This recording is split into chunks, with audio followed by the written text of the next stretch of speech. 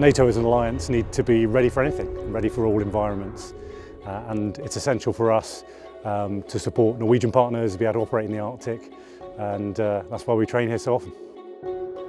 Exercise Cold Response is an amazing opportunity for key NATO partners to come together in the most challenging environment of the High North and prepare for contingencies and learn to work together.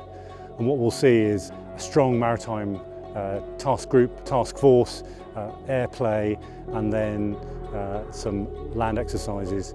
And we'll see many nations coming together. Cold Response is a little bit different from other NATO exercises in the region. It's larger than most historical exercises in this part of the world, with 26 countries and over 30,000 troops. The Prince of Wales is the Maritime Component Command flagship, which means that the entirety of the naval operations, including the amphibious portion, is controlled from the Prince of Wales. This year's iteration of Cold Response has been increasingly important given the current unstable global situation with regards to security in different countries around the world, and it demonstrates the continued capability and credibility of NATO forces to work together to respond to any potential future threats against NATO countries.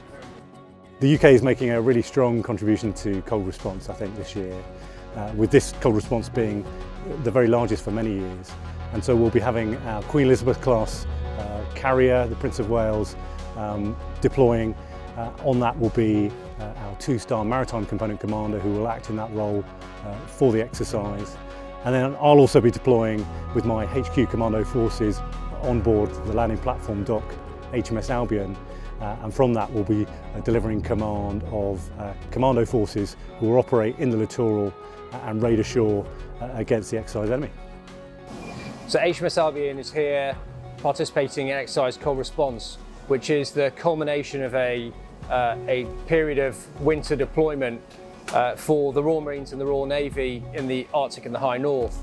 And really this marks a continuation of training and commitment that the Royal Navy and the Royal Marines have had to this area for over 50 years. So HMS Albion provides I would say, 3 different areas of support to the Royal Marines. The first one is that as the UK's amphibious assault ship, we provide mobility, the ability for the Royal Marines to embark in ourselves in RFA Mounts Bay and to move up and down the coastline and provide that littoral strike into an area of our choosing and away from where the enemy wishes to operate. What we also provide is access to the beaches, and so my responsibility in HMS Albion is ensuring that we can project the commando punch from the ship up the beach and to the back of the beach. And then finally, we provide an ideal command platform so the ship is configured to support Commando Forces headquarters as they command that battle. The Marines in the UK are one of 2 very high readiness formations, and we really are the tip of the spear for the conventional UK force. And we take that responsibility really clearly because we need to exploit the maritime flank. We need to open theatres for others, be out there, gaining understanding and intelligence, being ready for crisis, and then ready to contribute to the fight. And that's something that we take seriously every day. And our mantra in the Commando Force headquarters is, don't be late, because we don't want to be late for whatever the nation or our allies needs of us, and we're proud of that. I think the Royal Marines bring a really strong contribution to the NATO alliance. We've specialised for many years in mountain and cold weather warfare, but also we're highly interoperable with our marine partners from the Netherlands in particular, but also from wider across Europe.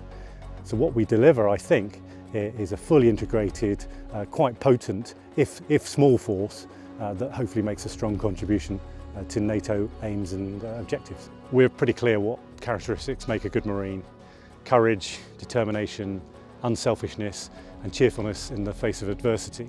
What we actually need is people that are ready to commit, ready to serve the nation, ready to accept a high level of training and stretch themselves beyond that which they thought possible. And I'm really proud that we've got a lot of men and women who are willing to do that, make that commitment, take themselves as far and further than they thought they could go, and then be ready in service of the nation and our allies.